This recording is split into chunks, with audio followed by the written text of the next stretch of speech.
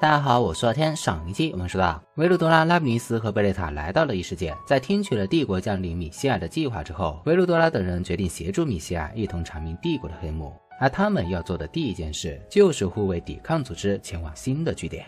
那么在行进途中会发生什么事情？维鲁多拉的风评能否好转？我们接着往下讲。那么我们便开始吧。维鲁多拉等人护卫着抵抗组织的群众前往新的据点，而在中途休息的时候，维鲁多拉又一次拿出了铁板烤起了肉。喂，你怎么又开始了？每次你拿出那个东西的时候，都会发生非常不得了的事情吧？那块铁板实际上是被诅咒了吧？如此大喊着的，不用说就是莎莎。他作为在队伍最后负责防卫的人，来到此地之后，看到这幅场景，不由得感到了火大。且不说地上世界充满了放射性物质和有毒气体，就算是穿着防护服也不可能进食。然而接下来发生的事情完全超出了莎莎的理解，因为孩子们早早地脱下了防护服，非常美味地吃起了烤肉，而且一点事情都没有。这是发生了什么？莎莎目瞪口呆，而就在这时，一缕阳光照在了她的脸上。难道是太阳？莎莎惊讶地望向天空，只见天上那厚厚的云层已经完全消失，出现在那里的是已经有100多年没有见过的太阳。当然，这实际上是维鲁多拉悄悄地用能力把云层吹开，然后用确力操作调整到有害物质不会飞进来而已。莎莎有多重不可思议的几率重叠起来的话，即便是发生这种事情也不是奇怪的事情吧。如此说着的维鲁多拉将烤肉递给了莎莎，莎莎虽然很想否定他，但眼前的事实让其无法反驳。难道这家伙真的很厉害？莎莎如此想着，感到了纳闷。然而就当他坐下准备休整一下的时候，他突然间感受到了一股违和感，随后他便看到了，在众人脱下防护服在这里吃喝玩乐的时候，原本栖息在地底世界的人类的天敌超兽悄悄地包围了他们。所以我都说了，那个铁板是被诅咒了。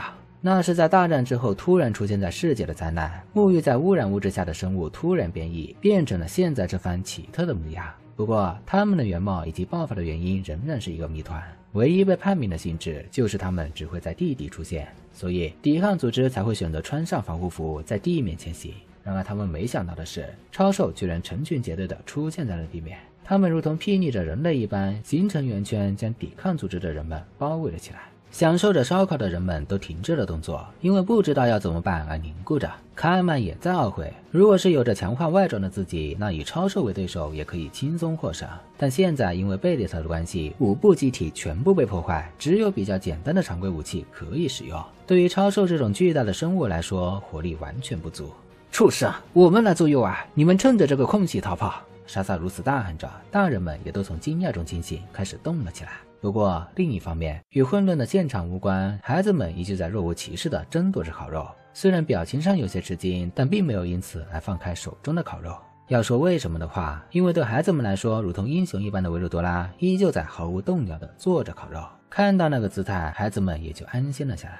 事实上，在卡尔曼他们到来，米歇尔过来的时候也是，维鲁多拉也是在烤着什么东西，然后悠闲地将所有危机解决。所以对于莎萨来说是诅咒一般的铁板，对孩子们来说就是安全的象征。与莎萨那边充满危机的感觉不同，拉姆尼斯、维鲁多拉还有孩子们都在美味地享受着烤肉。而说到超兽，作为动物，它们有着本能的恐惧，能够看清对手的力量。普通超兽相当于 A 级，厉害一点的则相当于魔王种，所以在看到维鲁多拉的时候，他们压根就不敢靠近。喂，你们这些家伙怎么还在这里吃肉啊？快点帮大家做好逃跑的准备啊！看到维鲁多拉那副模样，莎萨心急如焚地大喊着，而维鲁多拉则叹了一口气。冷静下来，莎萨，没必要在这样的杂鱼面前惊慌失措，就算我不出手，贝雷塔一人也可以全部消灭。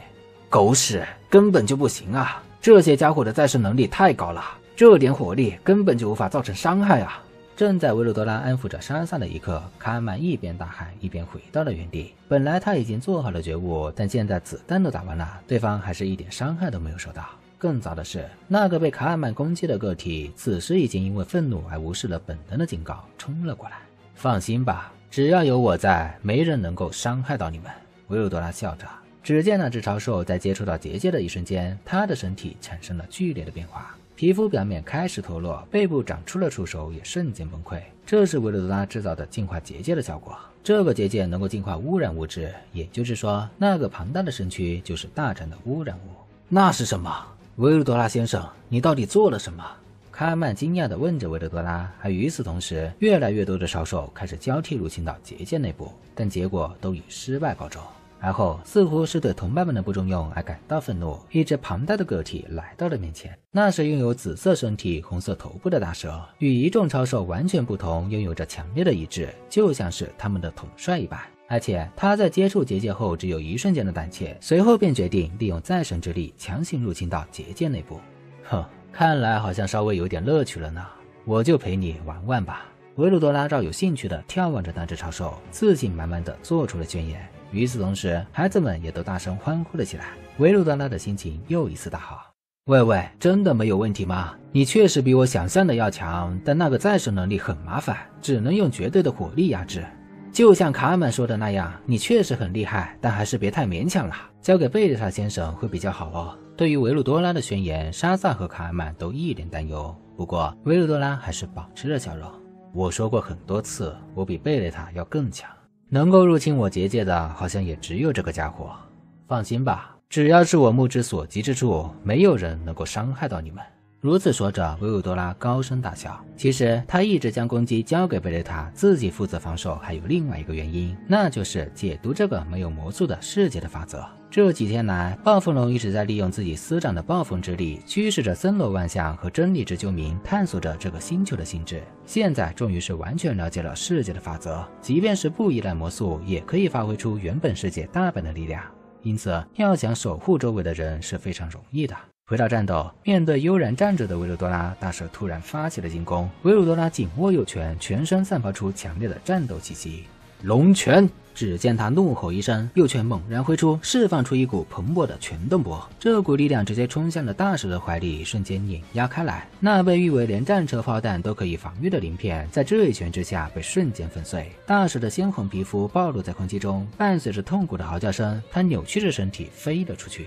哈哈，怎么样？我的新招式不错吧？这是模仿米歇尔的震动拳波学会的新的技术。看到这一幕，原本还在担心着的众人一同哑然。那是什么啊？真的吗？开玩笑的吧？那种家伙居然真的有米歇尔大人的力量？大人们因为见到了实在是过于脱离自己理解的场景，而纷纷大叫了起来。而另一边，小孩子们则是非常坦率的：厉害，维鲁多拉先生实在是太棒了，很帅哦，超级帅。然后维鲁多拉也是在内心大笑着，哭哈哈哈哈！我终于也受到瞩目了。师父有点得意忘形了，不过好像完全理解了这个世界的法则呢。是的，不愧是维鲁多拉大人，拜其所赐，就连精灵之力也开始活化了。不管怎么说，暴风龙都是最强之一，龙种的名号可不是随便乱说的。因为它的活动虽然只有一部分，但长期被遮蔽的大地受到了阳光的直射，就连沉睡中的精灵之力也开始苏醒。拉米利斯和贝利塔的力量同样的得到了增强，现在那些超兽什么的根本就不足为惧了。居然有敢于挑战我的勇气，值得夸奖。对于你这样的家伙，就来陪我练练新的招式吧。如此说着，维鲁多拉再次袭向大蛇。与此同时，大蛇开始大声咆哮了起来，那是绝对的命令。那些害怕着结界而不敢入侵的20匹超兽开始整齐地展开了行动。不过维鲁多拉没有任何慌张的想法，因为已经掌握了法则，所以万能感知可以清楚地看清周围的一切，而且就算是再多的超兽，也只需要一击就能够打倒。数量变多了是吗？不过没有任何意义，你们的所有抵抗都是徒劳的。如此，维鲁多拉的身影消失，伴随着一顿拳击的声音，所有的超兽都倒在了地上。从头到尾只过了1分钟的时间，那是压倒性的胜利。那个，我们是不是在做梦？是啊，可能是最近太累了吧。如果是有着超强火力的兵器，那确实是有可能打倒超兽，但维鲁多拉并不是打倒，而是在其之上更高难度的一击将对手打晕，令其无法行动。那么剩下的就只有你了，还不肯放弃吗？维鲁多拉的视线对准了那个有着鲜红头部的大蛇，或许也理解到了自己的劣势，大蛇有些凶恶地恐吓着维鲁多拉。到了这种地步还不肯屈服，作为弱者来说确实值得称赞。不过怎么也想不明白，你这家伙为什么会如此憎恨人类？维鲁多拉看着大蛇如此问道，不过大蛇并没有回答的打算，大声咆哮之后，张开巨口，打算将维鲁多拉整个吞下。维鲁多拉瞬间移动到大蛇的头部，一记飞踢将他的头部击碎。只见在那里露出来的是一个类似人类的身体，深红的长发，看起来应该是个年轻的女性。原来如此，果然基础是人类嘛。没有害怕维鲁多拉的本能，而且有着统帅超兽的智能，这么想的话，也就不难判断出对方的原型是人类了。维鲁多拉大人，根据对其思念簿的解读，这个女人对人类有着无尽的怨恨，好像是被恋人背叛抛弃，与众多的同伴们一起被当成了实验体。实验体？变异、特质还有毒素分解，能够读取到的情报只有这些。因为没有正常的思维，所以没办法读取到更深层次的记忆。虽然能够明白对方所带的感情，但没有办法去读取记忆，只能从断断续续的思念波中去推断事情的真相。根据我的推论，这些超兽并不是因为适应环境，而是人为产生的生物。听到这话，大人们，特别是沙萨和卡尔曼这些旧时代的人都脸色铁青。如果说他们本身是人类的话，那或许至今为止被当成敌人的，很有可能是遭遇了悲惨经历的同乡。同乡、恋人、背叛，该不会是……他一脸目瞪口呆的，无法将视线从眼前痛苦挣扎的超兽处移开。可惜他的细胞已经发生了变化，不可能再变回人类的样子。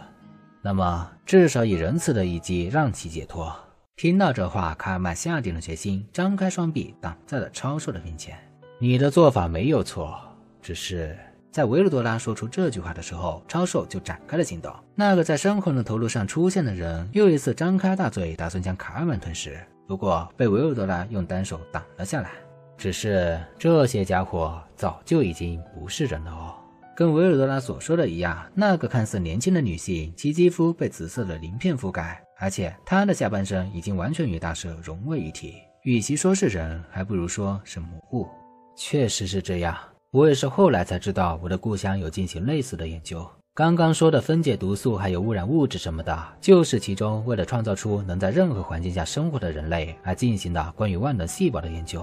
这么说的话，我的上司还有爱人都可能活下来了吗？哇！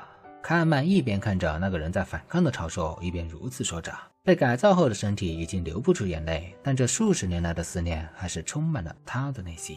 我们也拜托了。那家伙或许是我的妹妹呢，请放过他们吧，拜托了。卡尔曼的部下们也一同请求维鲁多拉。维鲁多拉平静地注视着他们。真是愚昧啊，维鲁多拉嘟囔着。被仇恨、愤怒和憎恨所吞噬，对敌人无比残酷的行为也被当成是平常的人们，居然也会认为同乡的伙伴们非常重要吗？为了重要的人，不管是什么事情都会去做，就算因此而丢失大局，因此而被利用欺骗，也会做出同样的选择。人类的本质，不管是哪个世界都不会改变。不过正是因此才会惹人怜爱。维鲁多拉如此想着，哭哈哈哈。好吧，弱小且愚昧的人类哦，汝等的心愿已经传达给我了。随后以维鲁多拉为中心产生的旋风，温柔地将超兽们送出了结界。这次就放过你们吧，敢妨碍我们的话，就没有下次了哦。好了，本期视频到这结束了。喜欢本视频的小伙伴记得点赞和3连一波。系列视频已经讲完了文库版的所有内容，现在讲的是热版。如果你对系列视频感兴趣，可以在我的播单和右上角里边点击播放全部。下一期我们接着讲暴风龙的一剪冒险。那么我们下期视频再见啦，拜拜。